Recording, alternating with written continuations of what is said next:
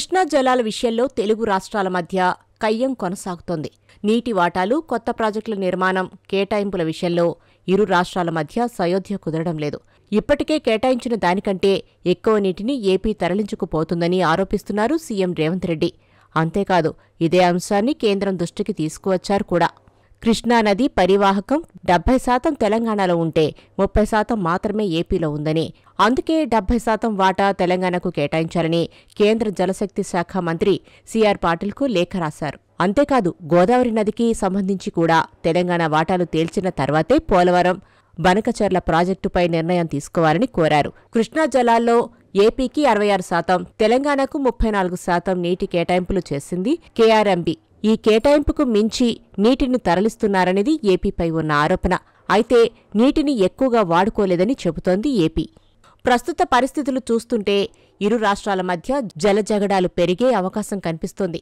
వీటిని పరిష్కరించాలంటే చర్చలు ఒక్కటే దారి. కానీ ఈ చర్చలు కూడా ముందుకు సాగడం లేదు.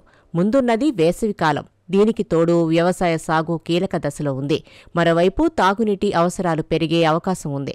ఇలాంటి సమయంలో ఇరు రాష్ట్రాలు జలజగడాలు చేస్తూ కూర్చుంటే రెండు రాష్ట్రాల ప్రజలకు నష్టమే తప్ప లాభం లేదు. 4 రోజుల క్రితం జరిగిన కేఆర్ఎంబీ సమావేశంలో కీలక నిర్ణయాలు తీసుకున్నారు. నాగార్జునసాగర్ ప్రాజెక్టులో ఏపీ 7,000 క్యూసెక్కులు, తెలంగాణ 9,000 క్యూసెక్కుల నీటిని వినియోగించుకోవాలని, ఇక శ్రీశైలం ప్రాజెక్టులో ఏపీ 2,200, తెలంగాణకు 2,400 క్యూసెక్కుల నీటిని వినియోగించుకోవాలని నిర్ణయానికి వచ్చారు. ఈ భేటీలో మరో ఆసక్తికరమైన విషయం ఏంటంటే, ఇరు రాష్ట్రాల మధ్య ఉన్న జలాల పంపిణీ వివాదాల పరిష్కారానికి కేంద్రం చొరవ చూపించాలని బోర్డు చెప్పడం. దీంతో బాల్ మళ్లీ కేంద్రం కోర్టులో పడినట్లయింది. అందుకే ఇప్పుడు తెలుగు రాష్ట్ర అధినేతలు మళ్లీ ఢిల్లీ బాట పట్టారు. నీటి కేటాయింపుల విషయాన్ని తేల్చాలని చూస్తున్నారు.